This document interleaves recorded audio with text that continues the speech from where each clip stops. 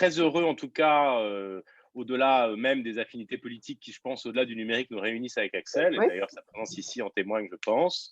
Mais en tout cas, je suis très heureux de pouvoir l'accueillir parmi nous. Et donc, Axel, tu connais un petit peu nos positions. Et en tout cas, un des grands chantiers qu'on a lancé au-delà d'essayer de reconstruire la gauche, ce qui n'est pas un vain mot, et en particulier dans cette période, on a eu à cœur, en réalité, en parallèle du travail, on va dire, institutionnel, de remettre le cœur à l'ouvrage sur le fond. Et donc, depuis maintenant une bonne année, on travaille, on a beaucoup de groupes de travail, on a beaucoup de thématiques sur lesquelles on a abordé. Et on a aussi la chance de pouvoir organiser régulièrement des auditions avec des experts, des grands témoins, et tu coches ces deux cases. Donc, on est très heureux ce soir, avec Laurent Geoffrin et une grande partie de l'équipe, de t'accueillir pour nous parler du numérique et de ce que ça peut apporter pour la démocratie. Mais j'imagine que tu sauras élargir le sujet en fonction de ce qui te semble pertinent. Eh ben, moi, je suis très heureux d'accueillir Axel Lemaire. En plus, on a une sorte de point commun, parce que j'ai vu dans sa biographie qu'elle avait travaillé avec un ami à moi qui s'appelle Dennis McShane. Et vous êtes toujours amis ou pas? Ah oui, c'est un grand Ah copain bon, de d'accord. tous et je lui ai fait essayer mon vélo électrique là, il n'y a pas longtemps, dans les rues de Paris. Eh bien, on va vous donner la parole, vous te donner la parole. Je ne sais pas si on se Très tutoie. bien. Oui, on se tutoie. C'est un milieu, on se tutoie facilement. Donc. La Et politique ou le numérique? on va dire le Les deux. Québec. Ok, voilà, Québec, très bien. Bonsoir à toutes et tous et merci beaucoup de cette invitation qui me touche. Et c'est vrai que je suis les travaux des gens engagés avec beaucoup d'intérêt et d'attention depuis le début. Et donc, je suis d'autant plus honorée d'être parmi vous C'est nous. pour partager quelques réflexions. Je comprends qu'il y a des propos liminaires d'une quinzaine de minutes, mais que l'idée, c'est surtout de faire un échange, de répondre aux questions, d'entendre vos commentaires, n'est-ce pas? Absolument. Oui, d'accord. Mais c'est bien d'avoir un petit exposé au départ pour poser les choses. données, les problèmes, etc. D'accord. Donc, la question qui m'a été posée, c'est le numérique peut-il réconcilier les Français avec la démocratie? Elle m'a été posée avant le résultat du second tour des élections régionales et avant que nous connaissions les taux d'abstention qui sont historiquement bas. Et donc, cette question se pose avec encore plus d'acuité en ce moment parce qu'on se dit que aujourd'hui, la grande majorité des Français en fait oscille entre une forme d'apathie et d'indifférence et ou une tentation autoritaire. Parce que en tout cas, si on se fie aux sondages et lorsqu'on lit les sondages, il y a une majorité en particulier des jeunes qui considèrent que finalement, le modèle démocratique, c'est peut-être pas forcément le plus efficace, et notamment pour répondre à des problématiques en temps de crise. Et c'est bien ce qui est en jeu ici, en fait, au-delà même de la légitimité des élus, du renforcement de la démocratie représentative, etc. Pour ma part, j'estime que c'est le modèle démocratique au XXIe siècle dans les pays occidentaux qui est en danger. Et c'est de ça dont il s'agit. Alors, est-ce que le numérique peut réconcilier les Français avec la démocratie? Déjà d'emblée, ma réponse c'est non. Au mieux, il peut contribuer favorablement à un début de réconciliation. Le numérique, ça reste un outil et je cultive sur ce sujet comme sur tous les autres le doute à dessein et je trouve qu'il faut absolument éviter de sombrer dans le solutionnisme technologique parce que c'est la pire des réponses, c'est un déni de démocratie lorsqu'on considère que la technique et les outils peuvent remplacer la décision politique, eh bien on considère aussi qu'on n'a plus besoin de régime de représentation démocratique. Cela étant dit, mon postulat, c'est quand même que le numérique confère en démocratie un pouvoir nouveau aux citoyens, qui est un pouvoir fort, direct, et que la question qui nous est posée, c'est comment le mobiliser au mieux.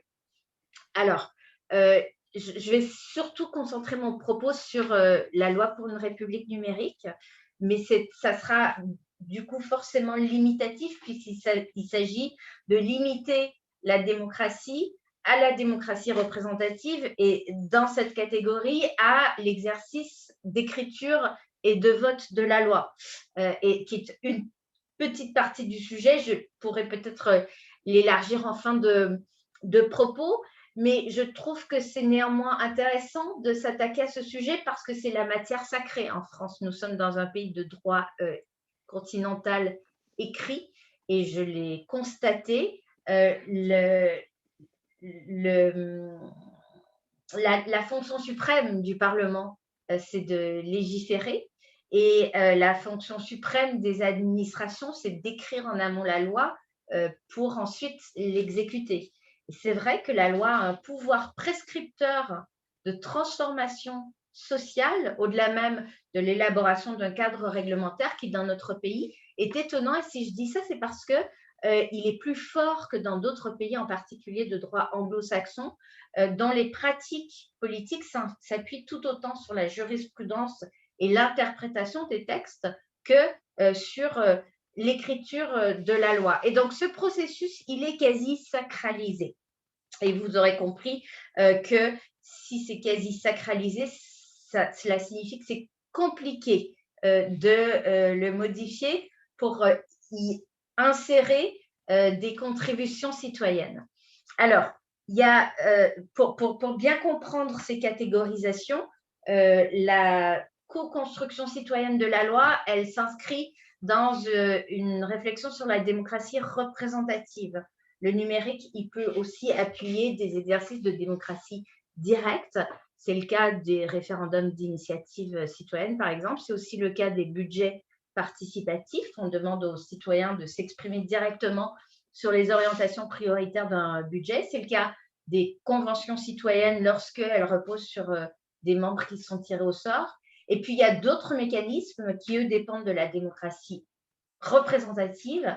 C'est le cas des pétitions citoyennes et des mécanismes de co-construction de la loi.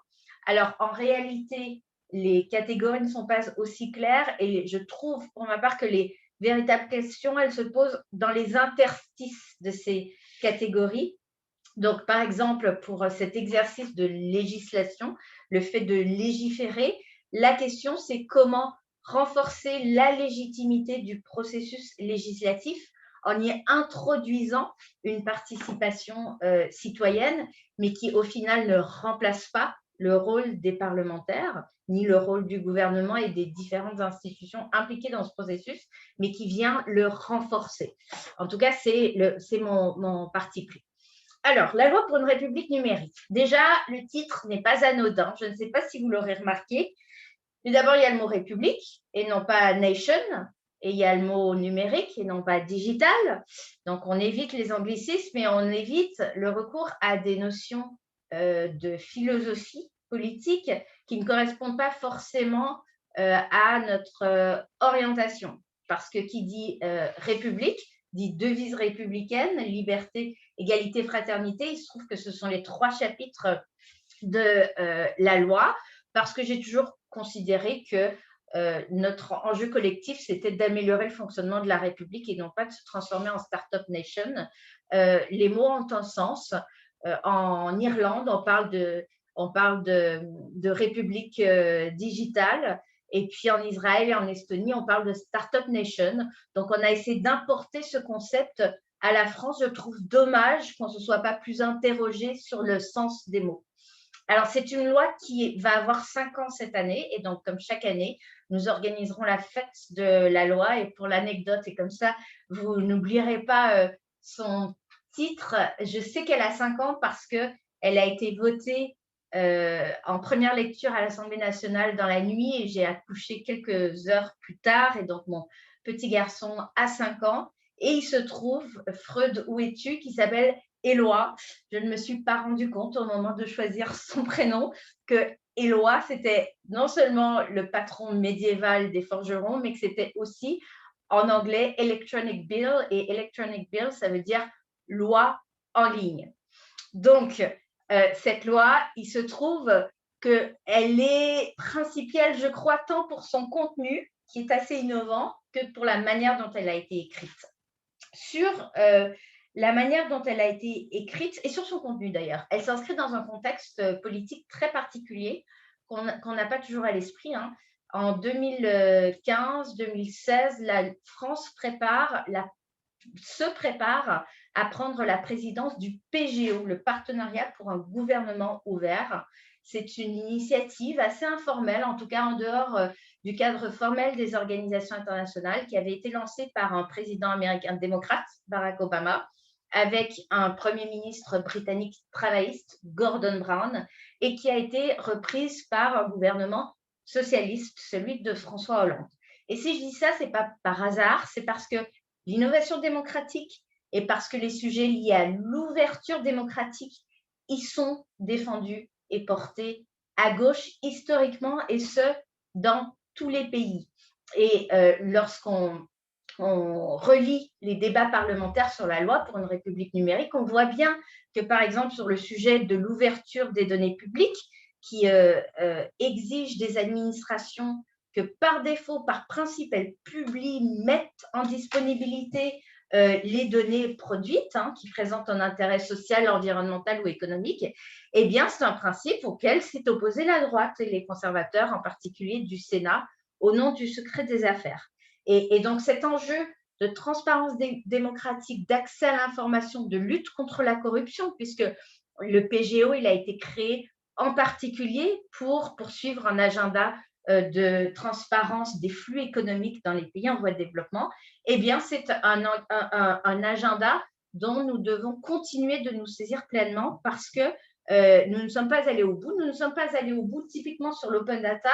On en parle beaucoup aujourd'hui, tant mieux. La crise sanitaire a fait comprendre l'importance de cette ouverture des données. Je voyais le jeune Guillaume Rosier, dont vous avez sans doute en partie entendu parler, qui est ce jeune ingénieur qui a récupéré des bases de données publiées par un grand nombre d'acteurs, que ce soit Santé publique France, des ARS, des hôpitaux, des maisons de retraite, des EHPAD, etc., sur les données de la pandémie, pour les rendre beaucoup plus intelligibles aux médias, au grand public, pour les mettre dans des formats beaucoup plus visualisables et donc suivre en direct l'évolution de la pandémie.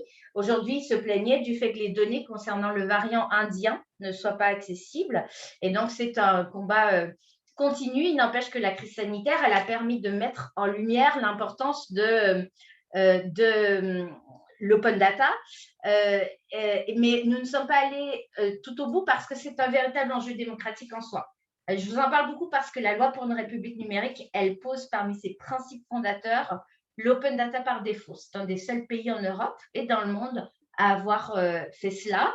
Et on commence toujours tout juste à comprendre d'abord l'intérêt économique. Et c'est la raison pour laquelle ça suscite un consensus, ou à peu près au niveau européen. On parle moins de son intérêt politique, et j'insiste, c'est un agenda de transparence démocratique, parce que l'information, elle doit être rendue accessible aux citoyens, y compris dans un monde qui est numérique. Or, l'open data est rarement politique dans la manière dont il est traité en France. Par exemple, on a très peu d'accès aux données sur l'immigration, où on a très peu d'accès aux résultats électoraux par bureau de vote, contrairement à ce qui se passe dans les pays nordiques. Donc, c'est une loi qui est une loi principale sur le contenu.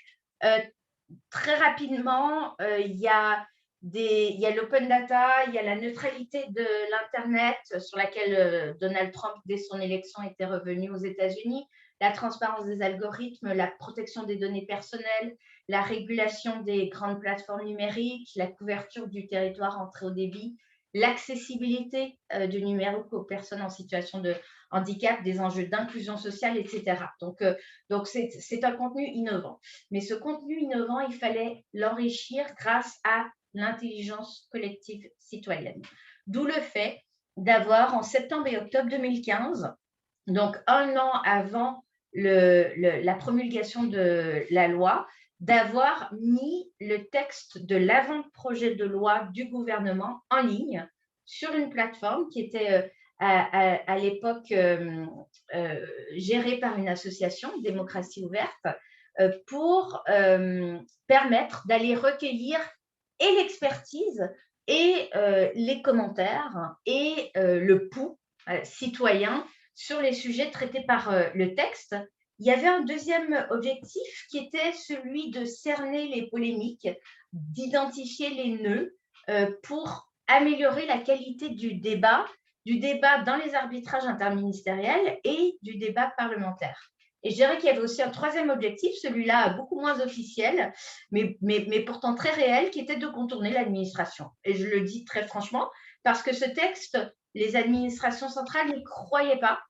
Et de fait, j'ai dû batailler pour en imposer le contenu. N'y croyaient pas parce que n'étaient pas convaincus que les enjeux étaient prioritaires. 5 ans plus tard, les mêmes me disent que c'était une loi principielle, qu'elle a planté les graines qui ont poussé depuis.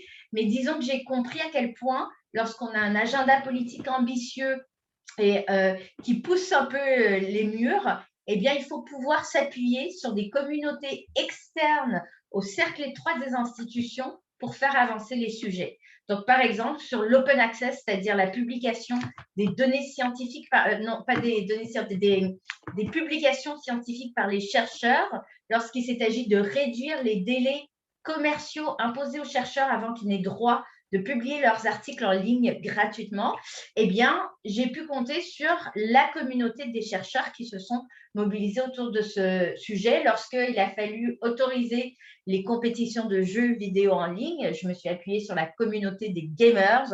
Lorsqu'il a fallu pousser dans un sens coercitif pour que les sites Internet des administrations soient rendus accessibles aux personnes handicapées, pour que les conversations téléphoniques puissent être traduites en langage des signes aux personnes sourdes et malentendantes, avec un coût assumé partiellement par les opérateurs privés de télécommunications. J'ai pu m'appuyer sur les associations de représentant les personnes en situation de handicap, etc., etc. Donc oui, il y avait aussi un objectif de contournement finalement de la force administrative lorsque celle-ci n'était pas complètement favorable aux réformes politiques que je souhaitais pousser. Alors, une fois que j'ai dit ça, s'il fallait tirer les leçons de cet exercice, alors la loi, la consultation a fait l'objet de plus de 135 000, 137 000, je crois, visites uniques. Elle a recueilli 8 500 contributions écrites, plus de 130 000 votes. Et donc, étant donné le très faible budget en termes de communication, étant donné la modestie du portage politique, on peut considérer que c'est un succès, mais ce n'est pas un succès quantitatif. Je crois que c'est un succès qualitatif parce que le projet de texte a été modifié 90 fois et il y a des sujets entièrement nouveaux qui sont entrés dans le projet de loi. Mais à quelles conditions peut-on considérer que c'est un succès? Au plan politique, j'entends, et donc démocratique. Eh bien, à la condition que les citoyens aient le sentiment d'avoir été entendus. Et pour cela, il faut que la promesse initiale soit tenue. Et donc que cette promesse initiale soit réaliste. Et donc, il n'a jamais été question de dire aux contributeurs de la plateforme « tout ce que vous écrirez, si c'est très voté, ça entrera dans le texte ». Ou alors, les 100 propositions les plus soutenues rentreront dans la loi. Pas du tout. Ce n'était pas un exercice de démocratie directe. Il s'agissait de renforcer la légitimité de la décision politique par le vote de la loi par le Parlement. Et donc, là-dessus, j'ai toujours été très claire. En revanche, le gouvernement s'est engagé à répondre par écrit pour expliquer ses positions aux 200 propositions les plus votées par les citoyens en ligne. Et puis aussi, moi, j'avais reçu dans mon bureau les contributeurs les plus actifs avec des moments dont je me souviens parfaitement et qui étaient assez émouvants parce que j'ai reçu des témoignages de personnes qui connaissaient mal le processus législatif et qui expliquaient qu'ils avaient pu ainsi découvrir la complexité du processus, mais en quelque sorte son accessibilité aussi. Et donc, ils sont devenus des citoyens plus engagés qu'auparavant. Alors, cette promesse, elle doit se traduire en termes techniques aussi dans le paramétrage de la plateforme. Ça peut vous paraître anodin ou anecdotique, mais c'est très important. Par exemple, de permettre aux gens de voter pas uniquement pour ou contre, mais aussi d'être neutre. Et surtout de pouvoir réagir aux commentaires des autres, de manière à créer un dialogue horizontal. Et puis de leur permettre de proposer des amendements, voire de proposer des nouveaux articles. Donc, on voit bien que l'idée, c'est de créer une intelligence collective à partir d'un texte initial au moyen d'un outil. Dans ces paramétrages, nous avons aussi fait le choix qui était franchement pas évident parce que Matignon, à l'époque, il était plutôt opposé à ce qu'il n'y ait pas de modération a priori. Pas de modération a priori, ça signifie prendre un risque politique immense. Ça aurait pu être inondé de trolls, de propos haineux ou illicites, mais à l'inverse, la corbeille est restée ouverte. C'est-à-dire que tous les propos inappropriés étaient mis à la poubelle et c'était accessible, et ils étaient mis à la poubelle par les pairs contributeurs, donc de pair à pair. Ce qui a été un phénomène très intéressant et observé par des chercheurs et des sociologues qui ont constaté qu'il y avait une forme d'autocensure entre pairs, y compris de la part de comptes anonymes, et que finalement, le débat sur la plateforme a été de très grande qualité. Donc, cette consultation, elle a duré 3 semaines. Et 3 semaines, ça peut paraître très court. C'était long dans le calendrier législatif parce que les ouvertures qui sont laissées à l'exécutif pour présenter des textes sont étroites. Mais attention à ne pas croire que c'était 3 semaines banco et ça a permis un vote à l'unanimité par le Parlement. Pas du tout. Et là, je parle sous le contrôle de Benoît Thuelin, parce qu'il était président du CNUM à l'époque, et je lui rends hommage, parce qu'il a fait un travail formidable et absolument indispensable de pré-travaux. C'est-à-dire qu'avant que ne soit posté en ligne l'avant-projet de loi du gouvernement, pendant plus d'1 an, le Conseil national du numérique a animé des travaux, y compris avec des chercheurs, y compris par des ateliers contributifs qui ont eu lieu dans les territoires, y compris pour engager en amont des communautés qui ont vraiment permis d'apporter cette richesse au texte. Ces travaux se sont transformés en rapport. Le rapport est devenu la stratégie nationale du gouvernement pour le numérique, et c'est de cette stratégie nationale que nous avons puisé le contenu à l'origine du projet de loi. Donc, tout cela, au final, c'est au moins 2 ans, parce que la démocratie prend du temps. Et ce n'est pas parce que c'est numérique que ça prend moins de temps, et ce n'est pas parce que c'est numérique qu'il ne faut pas organiser des rencontres physiques. J'ai un merveilleux souvenir, par exemple, de l'atelier de fabrique de la loi qui s'est tenu avec des étudiants et des professeurs de droit à Matignon par articles les plus problématiques, où il y a eu là aussi un niveau d'enrichissement du texte extraordinaire qui n'aurait sans doute pas été permis dans des conditions autres. Donc j'insiste sur l'importance de ne pas gadgetiser le processus. Alors, je vous ai dit des résultats réels. Donc, par exemple, dans les modifications apportées au texte, il y a eu une extension du principe de l'open data, et ainsi la CADA, la Commission d'accès aux documents administratifs, peut sanctionner alors non pas financièrement, mais tout de même, les administrations qui ne respectent pas ce principe. Ou alors, nous avions décidé d'introduire la possibilité de faire des dons par SMS.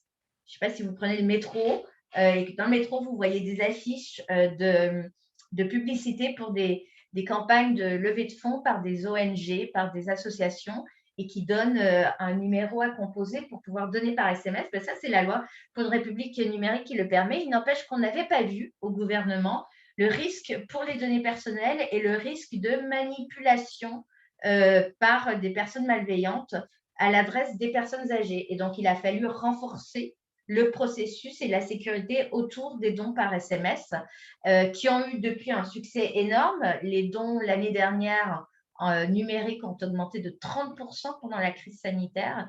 Et il y a certaines campagnes, dont par exemple le financement des travaux de Notre-Dame, qui ont été très majoritairement financées de cette manière. Autre exemple, j'en ai parlé, les compétitions de jeux vidéo en ligne, les chercheurs, etc. Donc des effets bénéfiques. Le premier, c'est le fait que la loi a été votée à l'unanimité. Alors, je dis à l'unanimité, c'est moins une voix à l'Assemblée nationale. Et ce qui est très rigolo, c'est quand on dit unanimité, ça inclut les abstentions. Et en fait, à l'Assemblée, la droite s'est abstenue et au Sénat, la gauche, l'extrême gauche s'est abstenue. Mais il n'empêche qu'au final, c'est un texte qui a été adopté par l'unanimité des parlementaires. Ce n'est pas par hasard. Ce n'est pas parce que c'est le numérique que c'est sympa et que c'est un consensus mou, pas du tout. Et en ce sens, je suis très rocardienne, c'est-à-dire qu'il faut savoir d'où on vient pour savoir où on va. Et en fait, le fait d'avoir apporté une transparence totale sur les nœuds, sur les problématiques, D'abord, ça a laissé plus de temps aux parlementaires pour s'approprier les termes du débat. Certains ont même organisé dans leur circonscription des mini-débats et ont ainsi rédigé des amendements qui ont pu être débattus dans l'hémicycle pendant les débats sur la loi. Je pense à André Chassaigne, par exemple, ou alors à Joël Labbé, donc un communiste, un écologiste, qui ont joué ce jeu de la démocratie contributive dans leur circonscription. Mais c'était carte sur table. Et c'est ce qui a permis, dans cet exercice de transparence, mais de confiance aussi à l'égard des parlementaires et de dialogue de qualité, je crois, d'aboutir à ce résultat. Ça a aussi été un outil de découverte du processus législatif et d'apprentissage citoyen, je l'ai dit, un outil véritable de transparence des positions défendues par les représentants d'intérêt, les lobbies. Au départ, ils m'ont dit, et les syndicats aussi d'ailleurs, ils m'ont dit quoi, 3 semaines, mais comment voulez-vous? Nous représentons des millions d'entreprises, des millions de salariés partout en France. Comment en 3 semaines résumer nos positions? Et donc, ça a été un mode d'intervention pour les corps intermédiaires inhabituel. Et en fait, le mérite là, c'est celui de la transparence, c'est celui de connaître leurs positions qui ne sont pas égales à celles d'un particulier, d'un individu citoyen, mais qui permettent de, encore une fois, apporter toute la lumière sur qui défend quoi. Et puis, alors, un bénéfice que je n'avais pour ma part pas du tout imaginé, c'était la motivation chez les agents publics. Au départ, je l'ai dit, forte résistance de l'administration, notamment au niveau des dirigeants des administrations centrales. À l'arrivée, des agents, en particulier dans les couches basses, entre guillemets, les contractuels, ultra motivés, disant c'est incroyable à quel point la légistique a été enrichie, à quel point pour nous c'est motivant de discuter avec des parties prenantes qui vont au-delà des cercles dits représentatifs habituels. Et donc, ils en ont redemandé sur d'autres politiques publiques définies par la suite. Les limites de l'exercice, elles sont assez connues. Le problème de représentativité et d'inclusion des participants, parce qu'on est à 46% d'habitants de l'Île-de-France, on est à plus de 62% de diplômés du supérieur, on est à des gens qui sont déjà pour la plupart impliqués en politique. Donc, c'est l'inverse du résultat des dernières élections. Les enquêtes par la suite montraient que 70% des contributeurs étaient des votants aux élections. Donc, des gens qui, a priori, sont déjà actifs politiquement. Autre limite, et ça a été l'objet d'une frustration personnelle, le fait que le poids citoyen ait finalement été assez relatif. Donc, en dépit des évolutions apportées au texte, c'est un exercice qui ne rentrait pas dans les cases du fonctionnement habituel des institutions, et donc qui est très normé et qui temporellement est très cadré. Et donc, de demander au ministère et à mes collègues de se mettre d'accord sur certains arbitrages interministériels, puis de soumettre la loi à l'avis des citoyens, puis de revenir vers mes collègues et vers Matignon en disant « bon, mais finalement, ça a changé », ou finalement, il y a ce nouveau sujet, de demander aux administrations de se remobiliser pour redéfinir une position, et tout cela avant que le Conseil d'État, qui conseille le gouvernement et qui valide formellement les textes avant leur passage au Parlement ne se prononcent, ça a été très compliqué. Ça a d'ailleurs là aussi suscité une certaine résistance de la part du Conseil d'État qui lui aussi s'est peut-être senti un petit peu désintermédié. En tout cas, ce que ça signifie, c'est que si on veut instiller plus de contributions citoyennes dans le processus d'écriture de la loi, mais aussi certainement dans le suivi des décrets, dans l'application de la loi et sans doute dans les budgets participatifs et les pétitions et les questions écrites citoyennes, etc., il faut modifier le fonctionnement des institutions parce qu'aujourd'hui, ce n'est pas un sujet considéré comme prioritaire et qui est véritablement pris en compte. Et tout cela, ça a un coût, en fait. Et on parle habituellement du coût classique de la démocratie par les budgets de fonctionnement des élus, par les salaires de leurs collaborateurs, etc. On ne parle pas du coût de l'innovation démocratique. Et en fait, on ne pourrait pas imaginer que, par exemple, 10% du budget de la ville de Paris soit voté par des citoyens non experts, non formés au hasard, sans qu'ils soient accompagnés, sans qu'on crée un contenu dédié, sans qu'on crée des séances de formation aux enjeux, etc. Eh bien, et aujourd'hui, c'est un non-sujet en fait. Et j'ai eu beau essayer de fédérer les startups des civic tech, de faire émerger des solutions numériques pour améliorer la démocratie, le dialogue citoyen, notamment au niveau local, entre les élus locaux et les administrés. Ça reste compliqué parce qu'il n'y a pas vraiment de marché, parce qu'il n'y a pas vraiment de financement. Ce que ça signifie, c'est que quand on parle de banque de la démocratie, et je crois que c'est une proposition forte et très, très utile, il faut que la réflexion autour d'une banque de la démocratie s'applique aux candidats, s'applique aux partis politiques en période électorale, mais s'applique aussi en dehors des rendez-vous électoraux pour financer tous les mécanismes, toutes les expérimentations qui peuvent permettre d'instiller une amélioration des processus démocratiques en continu. Il n'y aura pas de grand soir. Hein.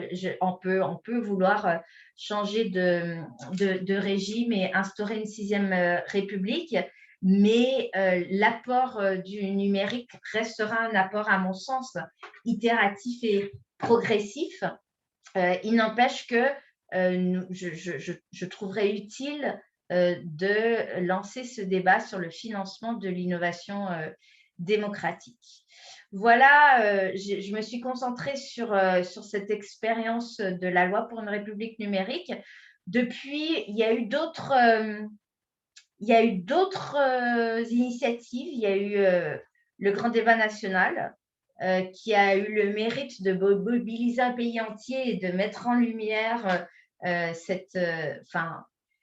certains aspects de la démocratie participative. Le problème, c'est que cette démocratie, elle n'était pas contributive et que la promesse initiale n'a pas été tenue parce que les gens qui ont participé ont eu le sentiment au final de ne pas être entendus. Et on ne sait pas d'ailleurs quelles suites ont été données à ce grand débat national. On le sait d'autant moins que les résultats des contributions citoyennes ne sont pas en open data et qu'aujourd'hui, on est encore dans les processus de numérisation par les archives de ces contributions, en particulier celles qui ont été soumises en mairie. Idem sur la Convention citoyenne pour le climat. Je pense que c'était un exercice hyper intéressant et tant mieux s'il a été observé de très près par les chercheurs parce qu'ils ont pu capitaliser sur cette expérience pour en tirer des conclusions sur le fonctionnement démocratique participatif. En revanche, là aussi, la promesse était erronée d'emblée de dire que tout sera entendu, que tout sera inséré dans la loi. C'était au mieux irréaliste, au pire mensonger. Et donc, c'est totalement contre-productif. Ça a un effet déceptif. Il vaut mieux pas de démocratie contributive et notamment numérique qu'une démocratie de ce type au rabais. Parce que je pense que ça décrédibilise toutes les tentatives d'amélioration des dispositifs de fonctionnement démocratique. Et donc, après, il y a eu plusieurs lancements d'états généraux qui ont le mérite d'aller chercher l'intelligence collective ailleurs, d'enrichir les propositions des politiques publiques, mais jamais poussé à tel point que ça engage le gouvernement et que ça perturbe le fonctionnement des institutions pour les forcer à entendre la voix citoyenne. Donc, on est, je crois, au tout début d'une histoire, on peut s'appuyer sur des exemples intéressants en France comme à l'étranger et pour alimenter nos propositions en matière de réforme démocratique. Voilà. Merci beaucoup. Merci beaucoup, Axel, pour ce panorama très complet et d'un processus, je trouve, qui est intéressant et effectivement assez unique, hein, puisque 2 ans pour préparer une loi avec autant d'innovation, c'était, je pense, assez unique et tu l'as porté magistralement. Je vais peut-être céder la parole à Laurent. Et puis avant qu'on fasse un tour de table des questions-réponses, moi je suis vraiment désolé, mais on a dû décaler l'audition et donc j'ai un truc juste après, donc je dois me sauver. J'ai décalé pour pouvoir t'écouter, mais je pourrais malheureusement pas rester pour la question-réponse. Je te prie de m'en excuser. Ok, merci Benoît. Je ne sais pas, parce que est-ce qu'il y a des... Tout le monde t'a écouté avec beaucoup d'intérêt, je crois. Est-ce qu'il y a des questions que l'un ou l'autre souhaite poser? Maxime, je vois qu'il a levé la main. Oui, merci beaucoup. Alors d'abord, je suis très content de retrouver Axel Lemaire parce que j'étais au cabinet de Christian Eckert et de Michel Sapin entre 2015 et 2017. Donc, j'avais beaucoup croisé Axel Lemaire et ses membres de cabinet que j'aime beaucoup, notamment quand on fait railler durement contre Macron.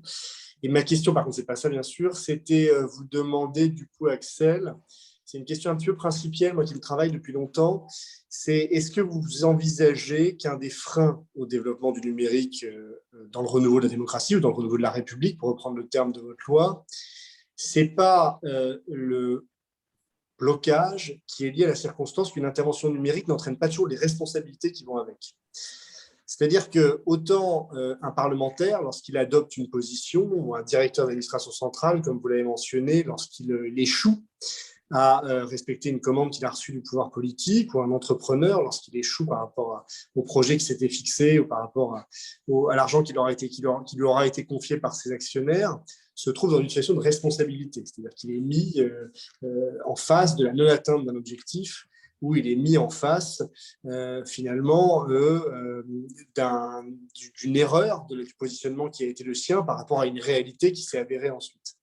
Le numérique, de temps en temps, je trouve, notamment quand il y a des grands appels à contribution, peut conduire à des prises de position qui vont avoir un effet multiplicateur important compte tenu d'un certain nombre de followers qui vont suivre tel ou tel influenceur. En revanche, le jour où il s'avère finalement, non pas que c'était une fake news, pour ça on a une loi maintenant, mais que cette information, que cette analyse était erronée, alors la personne qui a été à l'origine finalement de cet emballement sur les réseaux sociaux arrive à échapper à toute forme de responsabilité. Alors, je mets vraiment encore une fois de côté tout ce qui est contenu haineux, etc., où il y a une législation évidemment pour poursuivre la personne qui commet ce type d'infraction et qui porte atteinte à ce moment-là au lien social. Mais quelqu'un qui se serait trompé, je prends l'exemple de quelqu'un qui va lancer tout un article, toute une contribution sur la circonstance qu'il y aura X degrés de réchauffement climatique l'an prochain. Voilà, là, il n'y aura pas de réchauffement climatique l'an prochain. Et si finalement la position qui a été retenue par lui et donc sur laquelle il a communiqué massivement, il a contribué, etc., s'avère être totalement erronée, en tout cas contredite par les faits, je trouve pour ma part que très souvent, il n'y a pas la recherche de la responsabilité, ou en tout cas, cette personne peut échapper finalement totalement à toute forme de reconnaissance de l'erreur qui a été la sienne, ce qui ne sera pas le cas d'un parlementaire qui s'est complètement trompé, ce ne sera pas le cas d'un gouvernement qui s'est trompé, ce ne sera pas le cas d'un entrepreneur qui s'est trompé. Et donc, je me demandais si parfois, c'est une question que je voulais poser, si l'un des freins au développement du numérique, ce n'est pas parfois l'absence de responsabilité qui est mise en face d'une extraordinaire augmentation de la possibilité de prise de parole et de la possibilité d'expression. Pour ma part, je trouve qu'on a la mémoire trop courte, sauf quand il s'agit de sujets très graves. C'est une question que je voulais vous poser. Merci, c'est une question importante. Je me demande même si vous avez bien distingué. Et donc, déjà, ravi, Maxime, de se revoir. Et je garde effectivement d'excellents souvenirs de la collaboration avec Christian Eckert, qui était un grand ministre. Attention à ne pas faire quand même une confusion avec le sentiment d'impunité qui est exprimé par beaucoup concernant le retrait des contenus illicites et haineux sur les réseaux sociaux. parce que c'est un sujet en soi. Et on voit bien que le cadre législatif actuel ne suffit pas à, sinon, lever l'impunité, en tout cas lever le sentiment d'impunité. Les gens qui sont victimes de ce type de propos sur les réseaux sociaux peuvent être traumatisés et peuvent avoir l'impression que la justice ne fait pas son travail.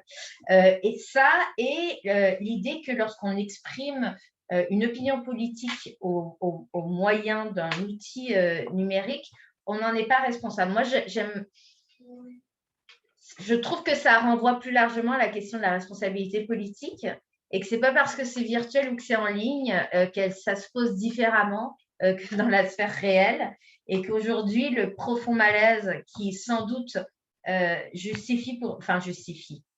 explique pour partie l'abstention, c'est justement l'impression que les responsables politiques ne sont pas responsables et qu'il n'y a pas de redevabilité au sens anglo-saxon, au sens accountability. On peut raconter un peu ce qu'on veut, parce qu'au final, si on est parlementaire, il y a une telle vague présidentielle qu'on est élu et réélu ou pas réélu, quel que soit le travail accompli en circonscription, et qu'à l'inverse, les ministres et plus encore le président de la République et quelle que soit la réalité de cette perception, ne sont pas responsables. Sauf au moment d'un rendez-vous électoral qui ne permet pas de faire le suivi au cas par cas de cette redevabilité. Donc, moi, je renverrai plutôt le sujet vers la redevabilité politique de manière générale, et je ne pense pas que le numérique soit un vecteur qui augmente le risque de se tromper. C'est-à-dire que pas plus que dans un débat dans l'hémicycle ou un journaliste qui écrirait une erreur dans un article ou quoi que ce soit. Et donc, le vrai sujet, c'est celui de l'intermédiation de l'information. Et donc, si on parle d'organisation, par exemple, du débat législatif au moyen d'outils numériques, ben, c'est normé, c'est cadré. Il y a une intermédiation, il y a une gouvernance de ces processus-là. Et donc, franchement, pour moi, il n'y a pas une déresponsabilisation. Et encore une fois, je distingue ce sujet de celui des propos illicites qui peuvent être tenus en ligne sur les réseaux sociaux, hein, si j'ai bien compris la question.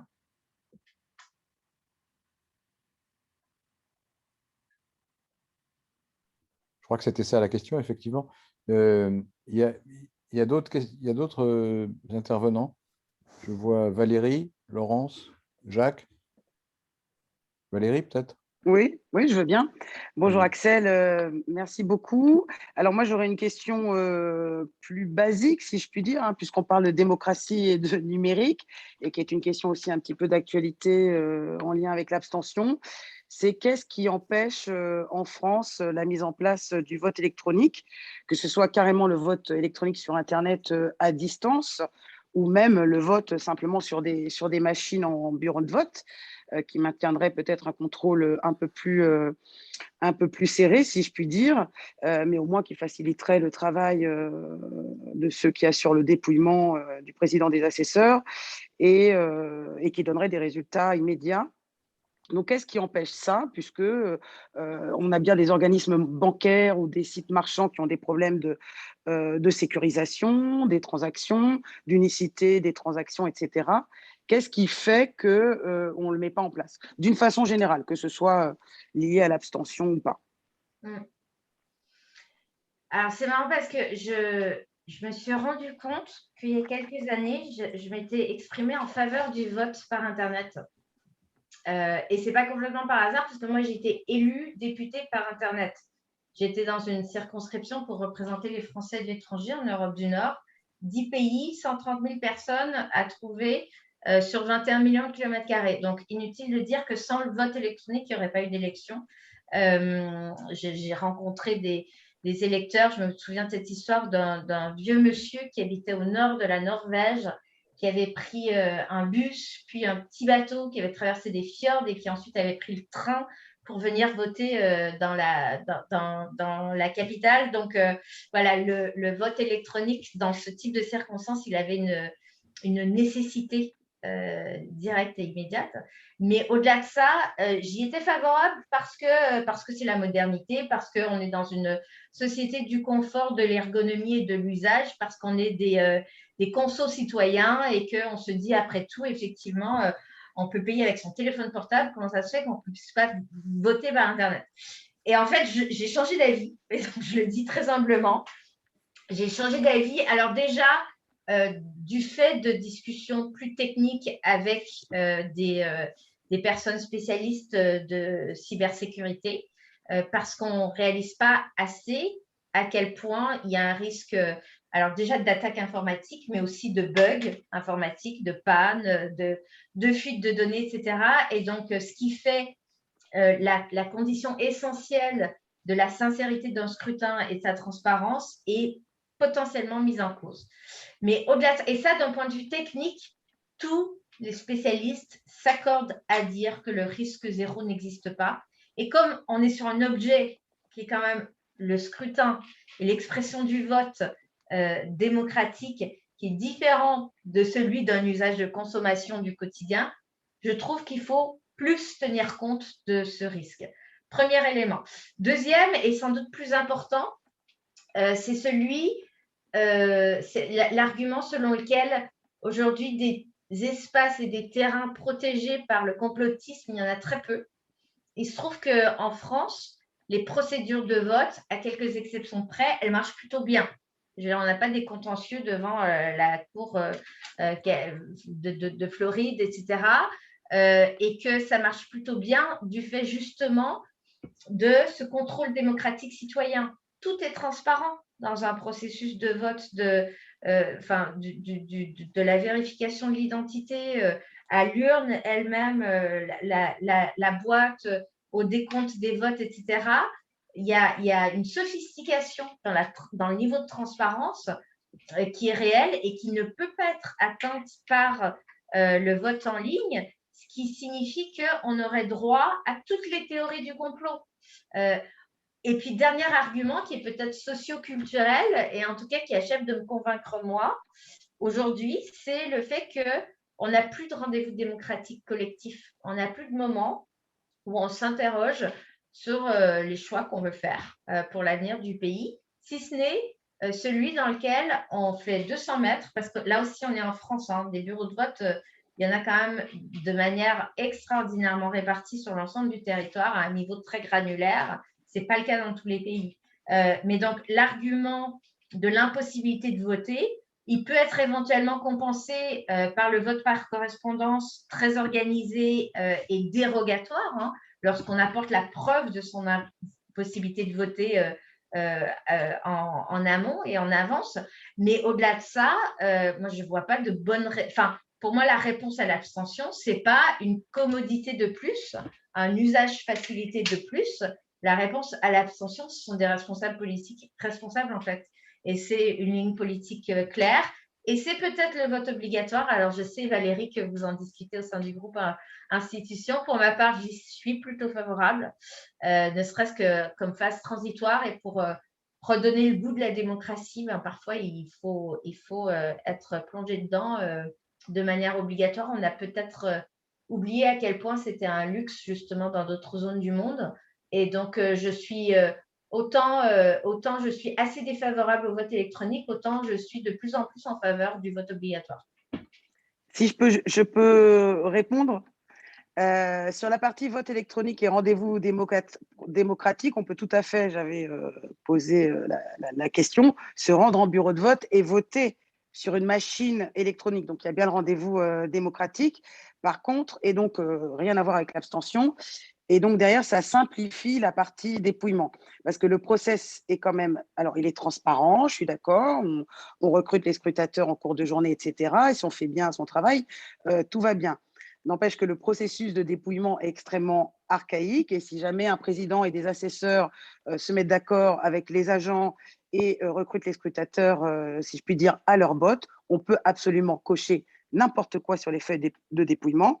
et donc n'importe quoi sur le PV derrière. Et si ça se fait à l'échelle de plusieurs bureaux de vote, ça truque le vote. Et donc là, c'est hyper simple. Il suffit de mettre des croix en plus sur la feuille de dépouillement, ni vu ni connu. Donc c'est aussi pour sécuriser et moderniser le vote. Donc indépendamment du débat sur l'abstention. Non, mais je fais une distinction entre le vote par Internet et le vote sur machine en bureau de vote, déjà. Oui, c'est pour ça que j'ai reposé là la question. Pile sur la machine, parce que le vote sur machine, les quelques mairies qui se sont dotées des machines, alors qu'ils coûtent une fortune, hein, donc on peut se demander en période, quand les finances publiques des collectivités locales sont contraintes, est-ce que ça doit être une priorité? Effectivement, c'est long et de tenir un bureau de vote. Peut-être qu'on devrait avoir des jurés d'assesseurs tirés au sort obligatoirement, comme on a des jurés dans les cours d'assises. Hein. Moi, là aussi, j'y serais assez favorable parce qu'au final, c'est toujours les mêmes qui tiennent les bureaux de vote. Mais au-delà de… Il y a quand même des risques techniques, paraît-il, de manipulation. Et puis… mais bon, pour moi, ce sont des obstacles qui sont moins fondamentaux que ceux du vote par Internet.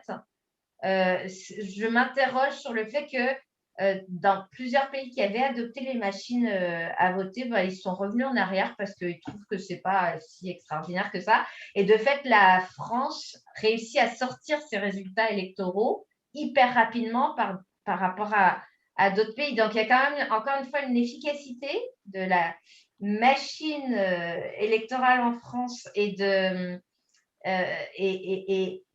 de cette transparence citoyenne qui, à mon avis, il faut bien réfléchir avant de le mettre en cause. Alors, il y a d'autres questions. Hein. Il y a Laurence et Jacques.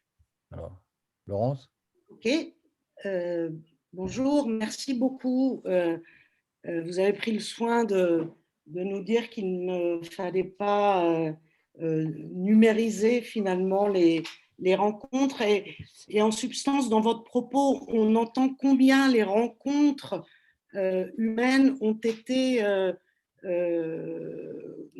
élaborantes et ont construit en effet des lois et des contributions. Je vous remercie aussi sur la réponse quant à la responsabilité, parce que je crois qu'en effet, ce n'est pas la question d'être derrière quelque chose d'anonyme qui nous rend non responsables, et peut-être que ce sont plutôt les acteurs politiques qui sont en grande responsabilité. Et surtout, ma question était de savoir si vous aviez eu dans l'élaboration de votre processus un moment de retour des citoyens sur leur satisfaction, d'avoir contribué en effet au processus. Oui, tout à fait. Je reviens à cette idée de la responsabilité politique parce qu'en fait, ce que je trouve assez formidable avec les réseaux sociaux, c'est qu'on ne peut plus vraiment dire des conneries, pardon de le dire très directement, mais en réalité, un responsable politique qui défend une idée qui est totalement infondée, erronée, pas basée sur des faits scientifiques, il va s'en prendre plein la tête dans les 2 heures qui suivront. Et donc, finalement, cette capacitation citoyenne que donnent les réseaux sociaux pour éclairer le débat, je trouve qu'elle l'emporte sur le risque alors, non pas de désinformation, parce que je ne suis pas en train de sous-estimer le phénomène des fake news, mais c'est un élément que les responsables politiques doivent prendre en compte, ce qui n'était pas le cas auparavant. Il y a encore 10 ans, on pouvait raconter n'importe quoi publiquement. Ce n'est plus possible.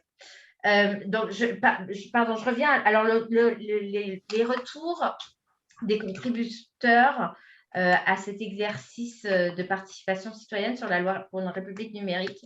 Je n'ai plus le pourcentage exact en tête. Si vous me contactez, je pourrais vous le donner parce qu'on a fait effectivement une enquête auprès de… Il y a 4500 personnes qui ont répondu. Donc, c'est quand même relativement important. C'est comme ça qu'on a les chiffres de représentativité sociale, par exemple. Et une très grande majorité dans mon souvenir, étaient très satisfaites de ce processus. Ce qui a été décevant, c'est le suivi. Décevant pour eux, comme pour moi d'ailleurs. C'est-à-dire que ça a été un moment ponctuel, celui de l'écriture de la loi. Ensuite, on a tenu à informer les gens qui avaient laissé leurs coordonnées des étapes subséquentes, c'est-à-dire du vote de la loi et de ce qui avait été réservé aux propositions les plus fortement votées. En revanche, après, c'est la boîte noire. Et après, c'est la boîte noire de la même manière que les décrets d'application des lois, c'est la boîte noire. Et donc, en fait, on fait beaucoup aujourd'hui, on met beaucoup l'accent sur la participation citoyenne dans le vote de la loi. Mais en réalité, une loi sans ses décrets d'application et donc sans le pouvoir réglementaire, eh bien, c'est tout nu. Et là, il n'y a pas eu de transparence. Deuxième source de frustration, le fait qu'une grande majorité des propositions citoyennes ne relevaient pas du domaine de la loi, au sens de l'article 34 de la Constitution. Et c'est normal parce que quand on a une idée politique et on se dit « j'ai envie de… » beaucoup dans le domaine de la santé et de l'éducation, entre autres, concernant les programmes, concernant l'éducation populaire, Et il y a beaucoup de ces propositions que moi, j'aurais voulu introduire dans les politiques publiques. Et en fait, on était sur un exercice très… c'est ce que j'ai essayé d'expliquer, très contraint dans le temps et dans le champ. Et du coup, il n'y avait pas de suivi interministériel ni de l'exécution, ni de la manière de transformer les idées recueillies en autre chose qu'un article de loi. Et pour ça, il aurait fallu un niveau d'interministérialité, une gouvernance du suivi, sans doute des ressources dédiées, qui n'étaient absolument pas, qui n'existaient pas à l'époque. Donc c'est aussi pour ça que je veux rester modeste dans la réalité de l'impact, pour l'analyser objectivement. Je pense que ça a été une expérimentation assez radicale et très innovante. Mais si on voulait vraiment tirer toutes les leçons, il faudrait aller beaucoup plus loin. Très bien. Jacques Rodé-Bachar. Oui, bonsoir. J'ai été parlementaire dans un monde ancien où n'existait pas le numérique. Et mon boulot de parlementaire consistait pour beaucoup à présenter, à expliquer les lois qui étaient en discussion au Parlement à chaque moment et de rencontrer des associations, des représentants divers, variés, de jouer un rôle d'intermédiation pour commenter, expliquer et faire remonter à Paris. Ma question, c'est est-ce que cette loi sur la République numérique est un outil, donne des outils aux parlementaires pour jouer ce rôle d'intermédiation, ou est-ce que ça ne va pas les priver de leur rôle de parlementaires, de représentants, de législateurs? C'est-à-dire, est-ce que ce ne sont pas des technos dans les cabinets ou dans les ministères qui vont utiliser le numérique pour dialoguer directement avec le bon peuple? Quelle est la pratique que dont vous avez connaissance de votre loi et comment est-ce que ça nourrit la représentativité parlementaire? Oui. C'est un risque qui existe, et donc vous avez raison de le souligner, et qui avait été ressenti, alors plus par les députés, paraît-il, au moment de la Convention citoyenne pour le climat, qu'au moment de cet exercice autour de la loi pour une République numérique. Pourquoi?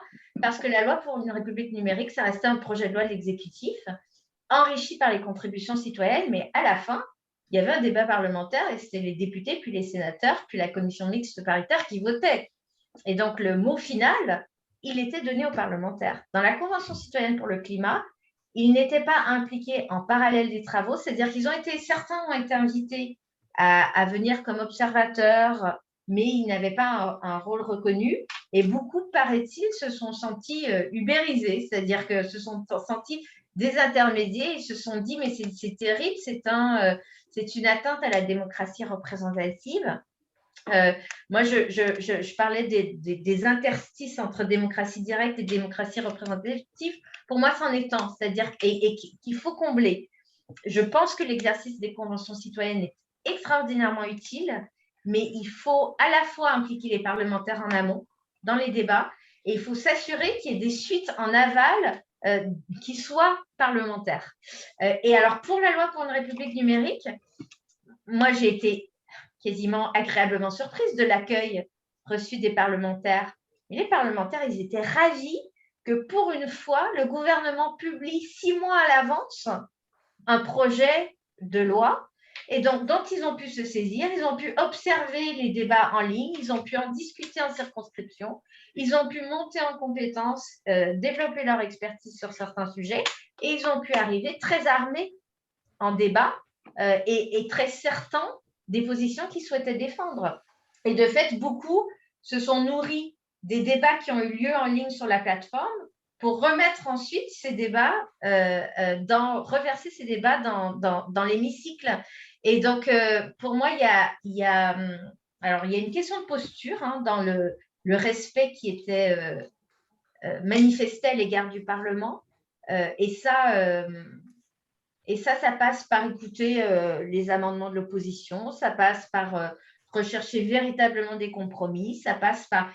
Mais je suis persuadée que la procédure en ligne a contribué à améliorer la qualité du débat parlementaire, ne serait-ce que parce que du temps précieux a été gagné par les députés en particulier pour voir venir le texte. Les parlementaires se plaignent beaucoup de travailler dans l'urgence. Le gouvernement dépose des amendements en dernière minute qui ne sont contrôlés que par le bureau d'enregistrement des assemblées. Le fait de donner du temps à la démocratie, c'est en soi un facteur d'amélioration du débat. Et puis, je vous dis, avec cet effet étonnant que les députés ont organisé des débats dans leur circonscription sur le modèle des débats qui avaient eu lieu en ligne. Après, ça n'empêche absolument pas de jouer le rôle d'intermédiaire que vous avez décrit. Ce n'est pas parce qu'il y a cette procédure qu'il ne faut pas rencontrer les associations, qu'il ne faut pas rencontrer les syndicats, qu'il ne faut pas expliquer les positions prises au Parlement, etc. Enfin, pas du tout. Ce n'est pas l'un ou l'autre. Très bien. Alors, est-ce qu'il y a d'autres questions? Je n'ai pas vu de main levée. Pas de questions? Moi, j'ai une question. Parce que là, ça fait 1 heure, donc on a encore 5 minutes ou 10 minutes, j'imagine, le cas échéant, s'il y a des questions. Je vois Adrienne qui veut poser une question. Alors, je vais lui céder la parole. Adrienne. Ça pouvait être après toi. C'est bon. Bonsoir Axel, ravi de t'entendre. J'avais une question sur la haine en ligne qui a été un peu évoquée et qui était aussi un peu traitée d'ailleurs dans la loi pour une république numérique. Je voulais avoir ton avis sur la meilleure façon de lutter contre la haine en ligne. On a vu aux États-Unis finalement une régulation qui se met en place par les plateformes elles-mêmes avec la fermeture des comptes Twitter et Facebook de Donald Trump. Il y avait également la même tentation en France avec la loi qui a été portée par Laetitia Avia qui a été censurée par le Conseil constitutionnel, ce qui pose quand même la question également du rôle des pouvoirs publics parce que finalement on a une régulation qui se met en place en dehors de tout contrôle par le législateur. Donc ça, c'est une première possibilité qu'on voit progressivement émerger. L'autre question qui est souvent sur la table quand on parle de haine en ligne, c'est la question de l'anonymat. Est-ce que finalement, il faudrait revenir sur l'anonymat ou plutôt la pseudonymisation sur les réseaux sociaux pour finalement que les personnes qui sont sur ces réseaux soient plus raisonnables dans leur débat. Voilà. Si je puis me permettre, j'ai une question, parce que j'avais à peu près la même question, mais j'ai une manière complémentaire de le formuler. Ça tient à ma qualité d'ancien directeur de journal. Pendant 30 ans, j'étais directeur de la publication de 2 journaux. Si je publiais des contenus illicites, diffamatoires, haineux, etc., je passais devant un tribunal. Et je n'arrive toujours pas à comprendre pourquoi les responsables des réseaux qui publient ces contenus haineux échappent pratiquement à toute responsabilité et ne passent pas également devant un tribunal, comme je l'ai fait moi souvent. En général, on a gagné, mais parfois on perdait parce qu'on avait fait des bêtises. Je ne comprends pas pourquoi les responsables ne passent pas devant les tribunaux.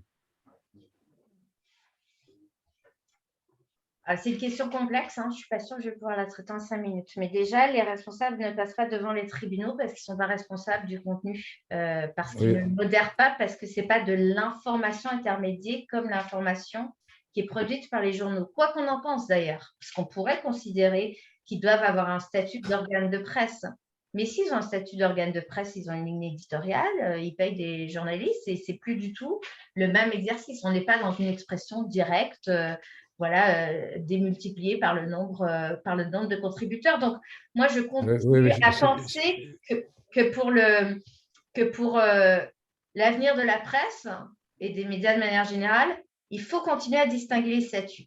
Donc, par rapport à la loi sur la presse. J'ai une objection à cette réponse, c'est qu'ils interviennent sur le contenu. Alors, ils interviennent. Quand le patron de Twitter déconnecte Donald Trump, on ne peut pas dire qu'il n'intervient pas. C'est quand même une décision spectaculaire et c'est une intervention directe sur le contenu. Donc, pourquoi on est dans l'arbitraire le plus complet là? Alors, je ne suis pas favorable à une extension du régime de la presse aux plateformes. Pour autant, est-ce qu'il faut définir un statut de responsabilité spécifique? Oui, très clairement, qui aujourd'hui n'existe pas suffisamment. Et moi, je trouve que le projet de directive européenne, qui est la Digital Services Act, est plutôt bien ficelé et va dans le bon sens. C'est-à-dire que pour la première fois en plus de 15 ans, on accepte de remettre en cause le sacro-saint principe de l'irresponsabilité des plateformes sur les contenus publiés. Donc, première chose, et là, la réponse, elle doit quand même sans doute se situer au niveau européen. Je suis totalement contre le fait que ce soit les plateformes numériques, c'est-à-dire des acteurs privés, qui décident de la fermeture d'un compte, surtout en dernière minute, surtout avec des conséquences politiques très importantes. Ils auraient pu le faire des années plus tôt, et donc avec un tel impact, notamment sur les thèses complotistes, ce n'est pas normal qu'il n'y ait pas un recours à la justice. Et donc, ça suppose que la justice, en tout cas pour la France, soit en capacité, là aussi, de répondre très rapidement, d'avoir des outils, d'avoir des équipes formées pour être saisies et pour pouvoir rapidement agir. Donc, pour moi, c'est un problème lié au fonctionnement de la justice. Et il faut créer des magistrats spécialisés, un parquet spécialisé qui soit, et ça existe dans certains pays, y compris dans les pays nordiques, qui soient en capacité de répondre à des demandes très, très rapides de retrait de contenu, parce que les dommages sont multipliés. Dès que l'info part, si elle est reprise, le coup est parti et ça peut être terrible. Donc, contre l'irresponsabilité, mais contre une extension du régime de la presse, pour une justice numérique, mais contre l'abandon de l'anonymat. Et je suis très étonnée que les milieux dits progressistes et de gauche ne fassent pas de ce sujet un combat, parce que je trouve que ça contribue à flouter les lignes de frontières entre ceux qui défendent la liberté d'expression et les autres. L'anonymat, c'est ce qui permet l'expression. Sans anonymat, si on est salarié dans une entreprise privée, si on est syndiqué, si on est qui que ce soit, on est soumis à la crainte des conséquences. Ce qui importe en réalité, c'est qu'on puisse nous retrouver très, très rapidement. Et donc, on pourrait imaginer un système par lequel l'identité est vérifiée. Aujourd'hui, il faut donner ses coordonnées personnelles lorsqu'on ouvre un compte sur un réseau social, mais ce n'est pas comme sur Airbnb où, parce qu'on paye la location d'un logement, on doit donner sa pièce d'identité. On pourrait tout à fait imaginer qu'il y ait une obligation qui pèse sur les réseaux sociaux de vérification d'identité. Alors, ça pose des problèmes techniques, hein, on ne sait pas encore bien authentifier l'identité en ligne. Il n'empêche que c'est une possibilité qui, derrière, permettrait, je pense, beaucoup plus rapidement aux services de police et à la justice d'aller retrouver les auteurs d'infractions ou de contenu illicite en ligne.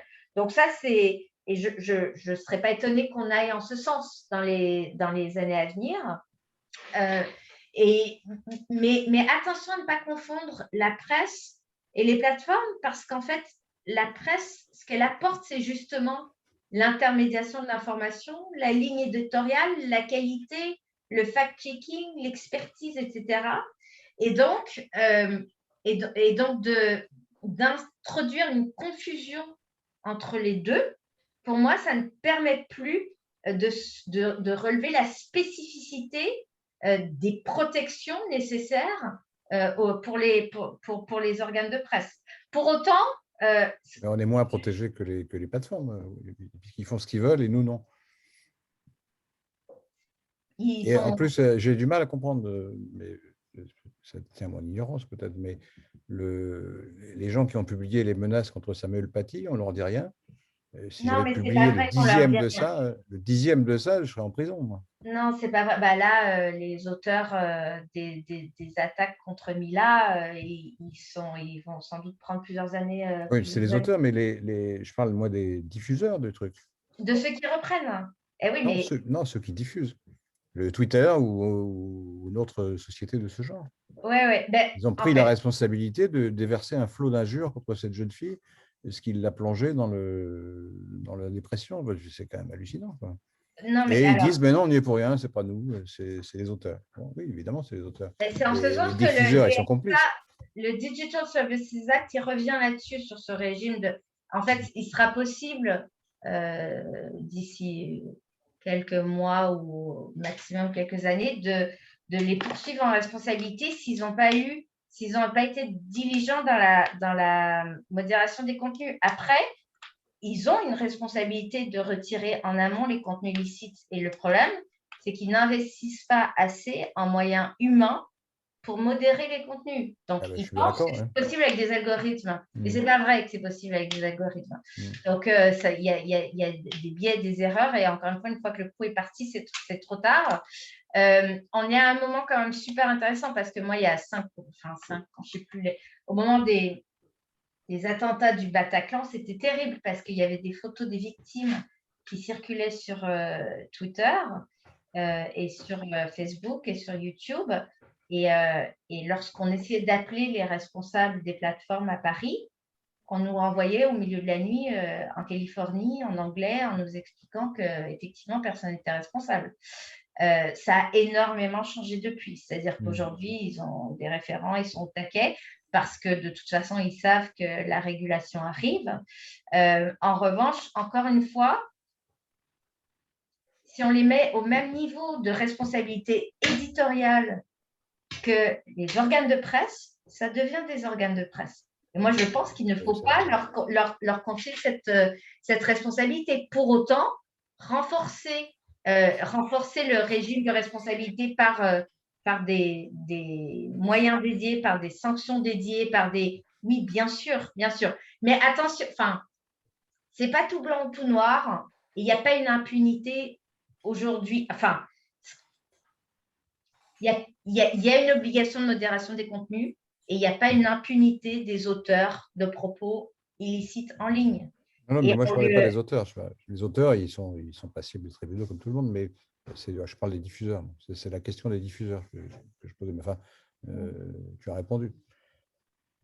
Mais je suis moyennement convaincu. Parce que le résultat de tout ça, c'est qu'on assiste à un déferlement hallucinant d'insultes et de choses totalement illicites. Mais attention, des insultes et des propos illicites, ce n'est pas la même chose. Bah si, on n'a pas le droit d'insulter les gens. Ah ben, on a le droit d'insulter les gens. Ah ben non, si on fait ça, moi si j'insulte les gens dans un journal, c'est puni par la loi. Hein. Si c'est diffamatoire.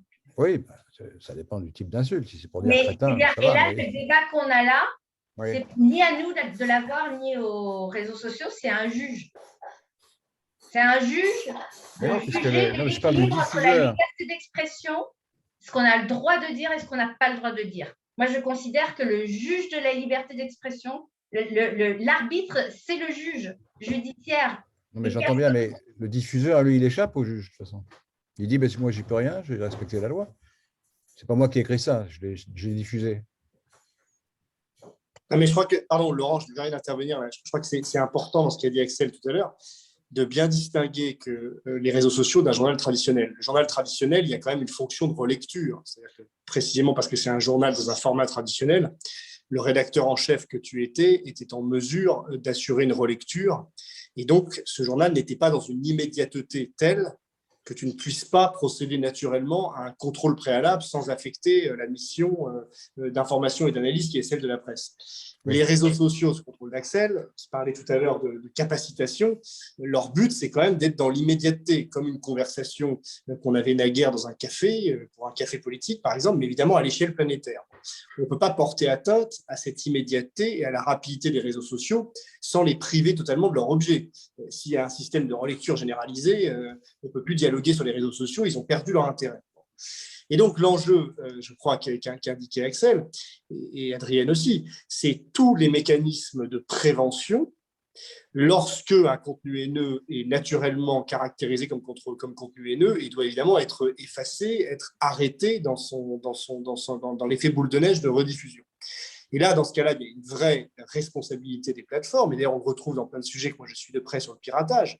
C'est-à-dire que dès lors qu'il est constaté par un juge ou même par un juge administratif, par rapport à ce que disait Axel tout à l'heure, qu'il est constaté par un juge ou qu'il est absolument évident, parce que c'est des propos antisémites ou négationnistes, qu'ils sont passibles évidemment d'une infraction pénale. Et bien dans ce cas-là, tout l'enjeu, c'est la capacité de vitesse de la plateforme, du réseau, de ce que tu appelles le diffuseur, à en assurer évidemment l'effacement, à en assurer évidemment la fin de la diffusion. Et par rapport à cette obligation de moyens, voire même de moyens renforcés, et même de résultats que peut avoir le diffuseur, là, il y a un vrai enjeu de responsabilité. Mais ce qui est vrai en revanche, c'est que par rapport à un journal qui est éditorialisé, jamais une plateforme comme Twitter ou comme Instagram ou n'importe quoi ne pourra assurer un même niveau de sécurité sans porter atteinte à l'immédiateté qui est au cœur même de son business et de son intérêt. Là, je crois qu'on ne peut pas assurer une sécurité absolue sur les réseaux sociaux. La question, c'est la vitesse à laquelle on arrive à empêcher de basculer dans un harcèlement ou dans une stratégie de rediffusion qui, elle, porte atteinte évidemment aux droits humains les plus élémentaires. Et je ne crois pas qu'on pourra assurer la même sécurité que celle que tu avais à Libé, parce qu'à Libé, le législateur et le juge se disaient Laurent Geoffrin, il a eu 1 heure pour relire le journal avant sa parution, donc c'est à lui de faire gaffe en préventif. Oui, enfin bon, on ne va pas monopoliser la conversation là-dessus, mais on avait des espaces d'expression libre dans les journaux, il y en a toujours.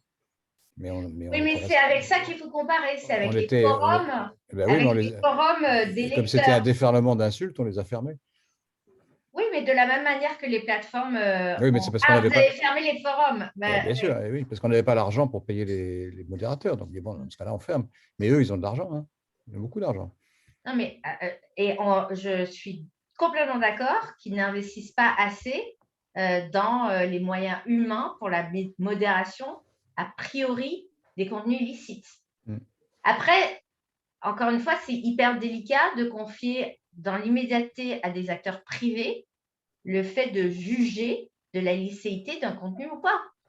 Parce que, et très longtemps, les plateformes, elles nous ont expliqué que, mon Dieu, mais de leur demander ça, c'était de faire comme dans les pires dictatures, qu'on n'était pas en Syrie, en Russie ou en Chine, et que du coup, à partir du moment où on leur demandait de modérer.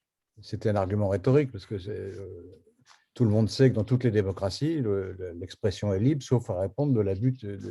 Oui, mais non, c'est ça la règle. Concrètement, c'est quand il y a abus. On intervient quand il y a abus, c'est-à-dire dans des cas rares. Mais le problème, c'est que les réseaux sociaux, c'est que le cas rare prolifère, parce qu'on ne régule pas, en fait. De facto, on ne régule pas. On balance n'importe quoi. On dit, oui, mais vous avez publié, vous avez traité machin de sale youpin, veuillez retirer votre truc. Alors, au bout de 48 heures, ils enlèvent le sale youpin. Très bien. Mais pendant 48 heures, vous avez une violation évidente des lois un peu civilisées. Ce n'est pas du tout pour tomber dans une dictature.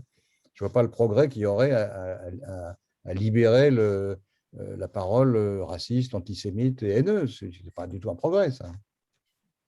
Non, non, enfin, j'ai jamais dit que c'était un progrès. Non, Hein. non, Je non, mais suis loin de moi l'idée je de réponds à la nier rhétorique des multinationales qui, en fait, parce qu'ils ne veulent pas payer, c'est la seule raison. Oui, oui, tout à fait. Et là-dessus, il fallait instaurer un rapport de force et on sent bien que Oui, c'est l'équilibre en train de changer, on s'aperçoit est lentement. en train de changer, mais on vient de très très loin, c'est ça ce que je voulais dire. Ben, C'est incroyable à quel point. on vient d'une fondation libertarienne ou ultralibérale de tous ces réseaux qui considèrent que l'intervention étatique, c'est le diable, donc il n'y a aucune intervention. Mais on voit où ça nous a menés. Moi, je pense quand même que quand on parle de liberté d'expression, il faut être très prudent. Et il faut effectivement passer par l'État et par la justice. Mais parce que si on va au bout de la logique, on confie les seuls qui peuvent modérer a priori sont les plateformes. Ce sont eux qui ont accès en direct au contenu. On leur demande de respecter la loi, c'est tout. Oui, mais on est dans un problème de mise en œuvre. Parce que la loi, elle existe aujourd'hui. On est dans un problème, et ça a été dit, d'investissement, de réalité de la réactivité, voilà. Et c'est là qu'il faudrait être beaucoup plus dur dans la réaction au manque de réactivité des plateformes. Ouais. Mais on ne peut pas leur demander de devenir le juge de… Enfin, moi, je n'ai pas trouvé normal que Twitter ferme le compte de Trump. Mais moi non plus. Ça devrait être fait selon la loi. Alors, en l'occurrence, je pense que cette fermeture était illégale. Oui, tout à fait. C'est sans doute ce qu'un juge aurait décidé d'ailleurs. Enfin bon, excusez-moi d'avoir été un peu insistant. Non. Mais c'est un sujet que. Non, mais c'est pas un hasard si la PPL Avial a été déclarée inconstitutionnelle. Enfin, le Conseil constitutionnel, il est le gardien des libertés publiques, dont la liberté d'expression. Et le risque d'atteinte à la liberté d'expression, il est tout aussi réel que et on n'a pas tendance à le considérer que le risque, et pourtant il suffit de voir ce qui se passe justement dans les régimes autoritaires sur la capacité d'expression en ligne, elle est inexistante. Eh bien, ce risque, il existe. Et donc, il faut trouver les mécanismes équilibrés qui permettent de respecter la liberté d'expression, mais pas l'impunité. Oui. Bah, c'est ça qu'ils enlèvent les seins nus et ils laissent passer les trucs nazis. Donc, je ne suis pas sûr qu'ils soient vraiment dans le respect de la liberté d'expression. Non, honnêtement, en France, c'est plus vrai. Hein. Les nazis, les seins nus, ça l'était complètement. C'est pour me faire comprendre.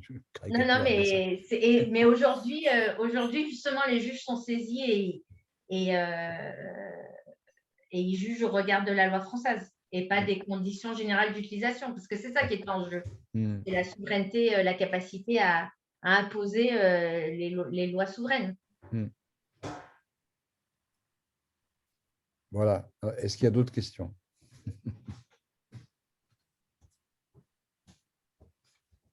Mais cela dit, moi, je n'avais pas la responsabilité de ce sujet lorsque j'étais au gouvernement. Contrairement à ce qu'il affirme, mon successeur ne l'a pas non plus. Et peut-être que c'est normal parce qu'encore une fois, c'est la chancellerie qui doit s'en occuper. Le ministère de la Justice. Et moi, je désespérais que la chancellerie ne se saisisse pas plus fortement de ce sujet à l'époque. Et donc, ça a fait des dommages qui auraient pu être réparés il y a longtemps. Et pourquoi la chancellerie ne s'en saisissait pas? Parce que la Commission européenne lui disait mais vous n'avez pas le droit. Régulation des plateformes, c'est un sujet concurrentiel. C'est du domaine réservé de l'Union européenne. La France va être sanctionnée si vous ne régulez pas.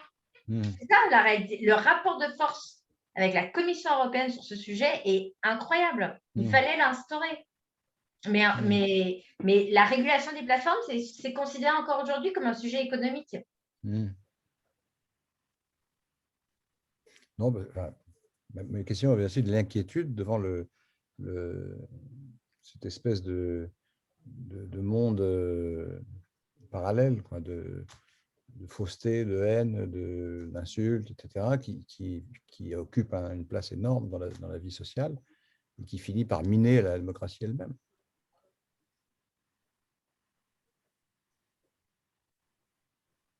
Que l'affaire Mila, c'est typiquement ce genre de choses. Quoi. Là, la liberté d'expression est empêchée par la force, mais pas par le droit.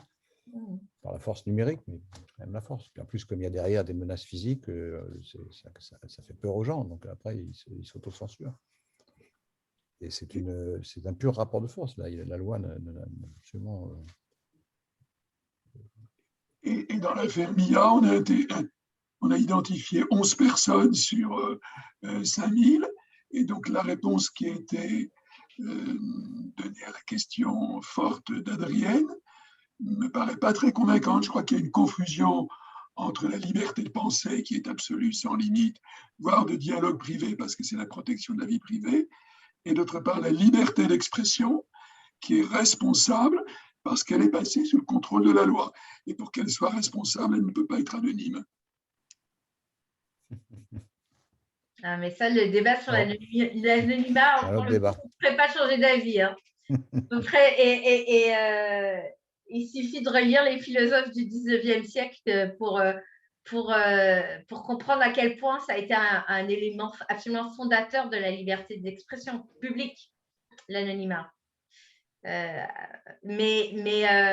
que vous dites, on est dans un... Alors peut-être que je réduis trop à l'efficience, mais pour moi, ce drame de l'affaire Mila, où on parle quand même d'une enfant qui voit sa vie fichue en l'air à cause de comportements intolérables. Le problème, c'est justement qu'il n'y en ait que 11 qui soient condamnés, alors qu'il y en a 5000 qui se sont exprimés, qui ont repris les contenus. Mais pour moi, c'est ce que j'appelle un problème d'efficience de la justice. Peut-être que c'est trop réducteur, mais voilà, ce qu'il faut, c'est effectivement que les personnes, pas uniquement les auteurs, mais sans doute les diffuseurs individuels puissent être poursuivis. Bon. Est-ce qu'il y a d'autres questions? Je crois qu'on a épuisé notre stock de questions, à moins qu'il y ait une opposition. Et donc, il nous reste à remercier Axel pour son exposé tout à fait brillant et pour ses réponses directes et à la fois très pertinentes et chaleureuses en même temps. C'était très agréable de vous écouter, de t'écouter. Et merci à tous et merci à Axel. Merci, bonne continuation et à bientôt. Merci, au revoir. Au revoir. Merci, au revoir Axel. Salut Adrienne.